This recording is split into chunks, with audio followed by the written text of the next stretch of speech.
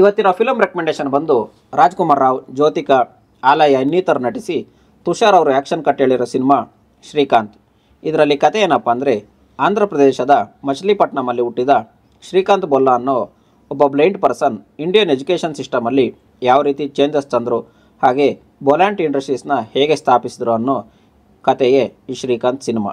Actually ಇದೊಂದು biographical cinema. ನನಗಿಷ್ಟ ಆಯಿತು ಅಂದರೆ 100%.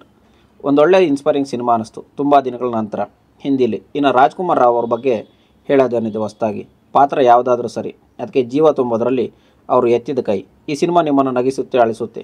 ಸೊ ಮನೆ ಮಂದಿಯೆಲ್ಲ ಕೂತು ನೋಡಬಹುದಾದ ಒಂದು ಇನ್ಸ್ಪೈರಿಂಗ್ ಸಿನಿಮಾ ಬೇಕಾ, ಈ ಶ್ರೀಕಾಂತ್ ಸಿನಿಮಾ ತಪ್ಪದೆ ಟ್ರೈ ಮಾಡಿ.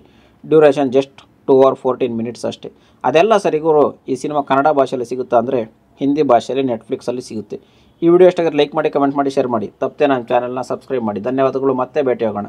ಅಲ್ಲಿವರೆಗೂ ಟಾಟಾ, ಬಾಯ್ ಬಾಯ್.